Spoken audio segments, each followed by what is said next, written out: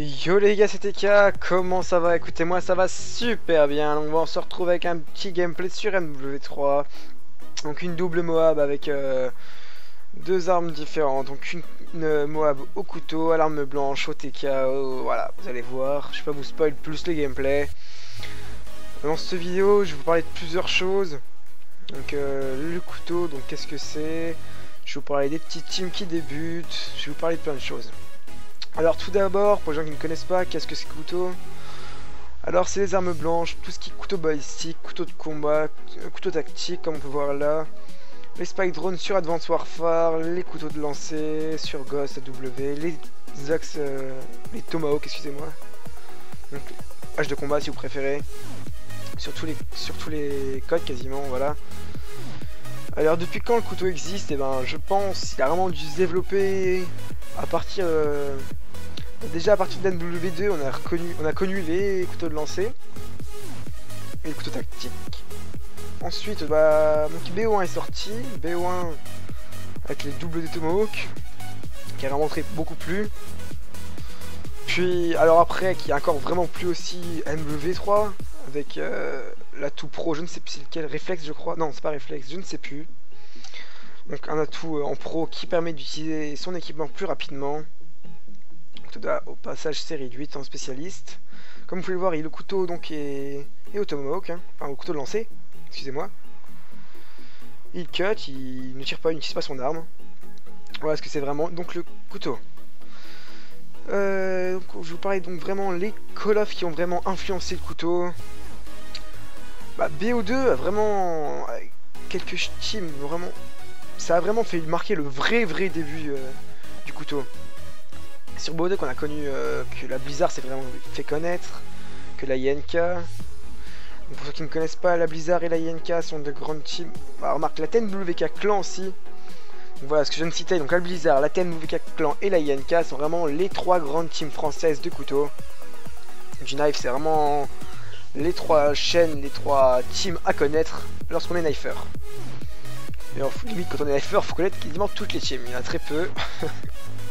Une petite communauté. Le problème c'est qu'il y a eu beaucoup d'embrouilles au sein des knifers, je veux dire, excusez-moi. Il y a vraiment eu beaucoup d'embrouilles, très dommage d'ailleurs. Des semi-guerres si vous préférez, c'est vraiment non. Franchement voilà. Bref, on va pas s'attarder plus longtemps sur ce sujet. Les Call of qui ont vraiment plu pour le couteau, écoutez, il y a moi vraiment un de mes Call of préférés pour le couteau, c'est vraiment Ghost. J'ai appris à jouer au couteau sur BO2, mais Ghost me plaît mais énormément. Mais le couteau n'est pas que, enfin, on ne fait pas que fil avec le couteau. Par exemple, nombreux sont trickshotters. Je vous en citerai pas spécialement, mais il y a très nombreux trickshotters. Non, c'est un pote à moi. Non, voilà, énormément de trickshotters au knife, énormément de feeders au knife. Alors, ce que je trouve dommage, c'est que on parle toujours de Certo, on parle toujours de sniper, de noob aussi. C'est toujours des mêmes qu'on parle. On parle jamais de knife. Le knife, pas véritablement connu. Alors pourquoi? Bah écoutez, je ne sais pas. Mais c'est vraiment très peu connu. Alors pourtant c'est une chose qui commence à se développer vraiment. C'est en train de se développer avec des petites teams, des grosses teams. Il y a énormément de teams qui se créent. Petites, grosses, moyennes, grandes, enfin voilà quoi. Il y a vraiment toutes les teams. La team référence du couteau, c'est la XGMX avec 80 000 abonnés, je crois, 90 000, je ne sais plus exactement. Je n'ai pas les scores sous les yeux, je suis désolé. Enfin, les abonnés sous les yeux. Voilà, donc vraiment, le couteau, c'est vraiment quelque chose qui va au corps à corps. C'est quelque chose qu'on peut pas jouer très peu de loin, si ce n'est avec le couteau balistique sur BO2. Au passage, déblocage de la Moab. Donc avec le couteau. Sur BO2, mis à part que le balistique et un peu les tomahawks, et encore, il faut avoir une bonne précision. On peut, on peut justement tirer un peu loin, mais très peu. C'est toujours au corps à corps, on est toujours devant tout le monde, dans le dos, dans le back, devant, les commandos, etc. C'est vraiment la merde des fois, je vous cache pas.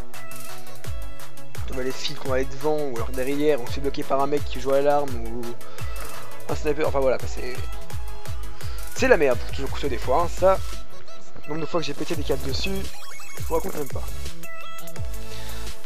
Au passage, donc c'est une double Moab sur le gameplay là. Donc, le premier Moab s'est fait au couteau, la deuxième à se faire à l'arme. Écoutez, dans les collabs aussi, je vais revenir aux collabs qui ont vraiment inspiré le couteau, on va dire. Dans les collabs qui ont vraiment inspiré le couteau, il y a Ghost, vraiment qui a vraiment très plu, une couteau avec réflexe, avec des couteaux qui prenaient magnifiquement bien. Et donc pour en revenir au couteau, il n'y a pas que les trickshots et les fils, il y a aussi une autre petite spécialité. Dédicace à la BFK. Donc les bankshots. À Tilu aussi d'ailleurs, grosse dédicace à Tilu.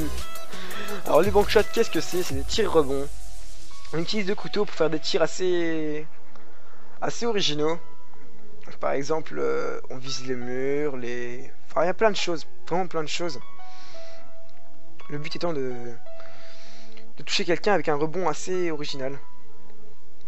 Donc voilà, Tilu, donc le EM Tilu, donc le chef de la team de Mario qui est en train de passer là. Oui, tiens, en passage, Axi n'est pas la team de Mario en ce temps-ci, c'est juste que c'était un ancien compte.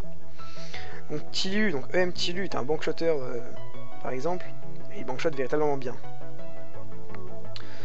Il y a toujours un très bon bankshotter dans toutes les teams, je pense. Un TST, c'est Brocky, TST Brocky. Dans la EM, c'est Tilu, dans la BFK, il y a Glueball, enfin voilà quoi. Donc le knife, comme je viens de vous dire, donc se sépare en trois catégories, le bankshot, le trickshot, la file. Le problème avec le nouveau Call of qui est sorti, donc AW, c'était un peu la merde quoi. Le bankshot, clairement, il est mort sur AW. Parce que il y avait plusieurs possibilités, on pouvait bankshot aussi, bon ça sort un peu du sujet. Hein. On pouvait bankshot aussi avec par exemple le lance-grenade, ou les lance-boules, les lance-grenades. Sur BO2 par exemple, sur Ghost uniquement avec le lance-grenade. On pouvait bankshot un petit peu. Ça faisait vraiment de bankshot sympathiques. D'ailleurs, dédicace à TMWK Aéreo, que sûrement certains connaissent. Il fait des bankshots au lance-grenade pas permis. Juste à dégoûter les gens. Alors que sur AW, le bankshot lance-grenade ça ne passe pas, le spike drone il se plante, enfin voilà quoi, c'est vraiment la merde. Donc, il y a énormément de bankshotters qui n'ont pas acheté ce jeu justement pour cette raison, ce qui est dommage. De plus avec la feed d'Advanced Warfare qui nous font vraiment de la merde, ils passent 12 secondes, une fois c'est 4 secondes. Je trouve pas un juste milieu, non je sais pas, franchement c'est vraiment la merde. Avec AW je vous dis, on a vraiment des feeds quasiment across the map. Le mec faisait le tour de la map, c'est une quad feed on screen. Des fois c'est vraiment du grand n'importe quoi, c'est ce qui nous a un peu dégoûté au niveau de ce Call of. Nous les knifers, je parle du moins les snipers, je ne sais pas. Ça nous a vraiment dégoûté au niveau de ce Call of. Donc on attend véritablement le prochain, donc World at War 2 ou Black Ops 3. Je ne sais pas, mais on l'attend vraiment. Je sais pas ce que ça va donner. Hein. On l'espère tous avec on espère tous avoir un Call of qui nous plaît à tous. Donc j'espère vraiment que le knife va se développer un peu plus qu'il l'est déjà. Parce que ça peut aller loin je pense, franchement ça peut aller loin, c'est vraiment quelque chose qui plaît de plus en plus. La communauté s'agrandit de plus en plus. Je sais pas si vous l'avez remarqué mais la communauté, oh là, au passage de joli terme. Une communauté qui s'agrandit véritablement. Qui peut s'agrandir encore.